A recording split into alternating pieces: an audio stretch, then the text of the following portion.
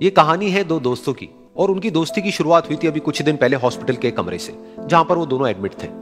तो दोनों में से जो एक था उसको अभी कुछ दिन पहले एक पैरालिसिस का अटैक आया था, जिसकी वजह से गर्दन के नीचे की उसकी पूरी बॉडी पैरालाइज हो गई थी और वो अपनी एक उंगली तक नहीं हिला सकता था। और पूरे दिन जो भी नर्स उसके पास में आती वो उसको एक ही बात कहता कि मुझे कोई ऐसा इंजेक्शन दे दो जिससे कि मैं मर जाऊं, अब मैं और जीना नहीं चाहता, ऐसी जिंदगी का मैं क्या करूं। तो उसका जो दोस्त था उस कमरे में, क्योंकि वो चल फिर सकता था, तो रोज सुबह और रोज शाम को उस कमरे में एक खिड़की थी उसके पास में जाकर के खड़ा हो जाता और अपने दोस्त को बताता कि उस खिड़की के बाहर क्या चल रहा है। बिल्कुल नीला आसमान है, सफेद बादल है, हल्की हल्की हवा चल रही है और कुछ पंछी उड़ रहे हैं। एक बहुत ही सुंदर बीच है जहां पर कुछ बच्चे मिट्टी के घरौंदे बना रहे हैं। कुछ लोग हैं जो वहां पर बैठे हुए बस समुद्र की लहरों को देख रहे हैं। कुछ लोग जॉगिंग कर रहे हैं, कोई एक्सरसाइज कर रहा है, कोई पतंग उड़ा रहा है। वहां पर एक आइसक्रीम की स्टॉल है जहां पर कुछ लोग आकर के आइसक्रीम खा रहे हैं। और सनसेट के टाइम पे जो पानी है वो पूरा गोल्डन हो जाता है और चमकने लगता है। तो शुरू में तो जब उसने वो सब बताना शुरू किया तो उसके दोस्त के ऊपर ज्यादा असर नहीं हुआ, लेकिन धीरे धीरे उसके अंदर जीने की चाह जागने लगी। अब वो सुबह का इंतजार करने लगा कि जल्दी से सुबह हो और मेरा दोस्त मुझे बताए कि आज यहां पर क्या हो रहा है। कुछ दिन तक ऐसे ही चलता रहा। फिर एक दिन जब वो सुबह उठा तो उसने देखा कि सामने वाला बेड खाली है। फिर उसने नर्स को बुलाया और उससे पूछा कि क्या वो डिस्चार्ज हो गया है। तो नर्स ने कहा कि आपको तो उन्होंने बताया होगा, उनके पास कुछ ही दिन बाकी थे और कल रात को ही उनकी डेथ हो गई है।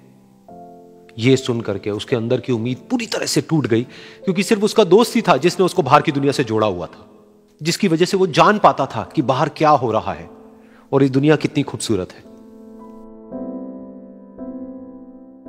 तो कुछ दिन तक तो वो रोता रहा और उसने जीने की चाह छोड़ दी। लेकिन दूसरी ही तरफ से उसके अंदर कहीं ना कहीं एक नई चाह पैदा हुई कि काश मरने से पहले एक बार मैं खुद अपनी आंखों से देखूं इस खिड़की के बाहर कि ये दुनिया कैसी है। जैसे जैसे उसकी ये चाह बढ़ने लगी, उसको अपने अंदर एक अजीब सी एनर्जी महसूस होने लगी।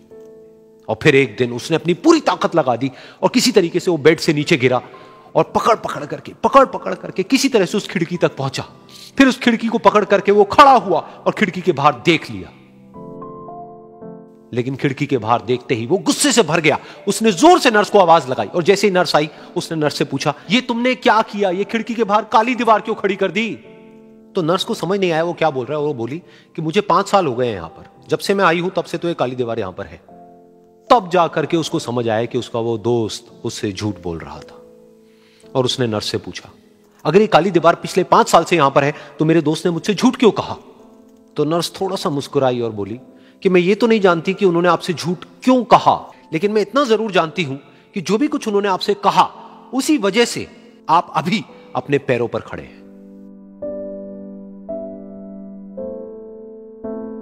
तो इस कहानी से हमको यह सीखने को मिलता है कि जो हमारे शब्द हैं, जो हमारे वर्ड्स हैं, जो हम अपने मुंह से बाहर निकालते हैं, उसमें इतनी पावर है जिसकी कोई हद नहीं है। वो किसी आदमी को गिरा भी सकते हैं और उसको उठा भी सकते हैं।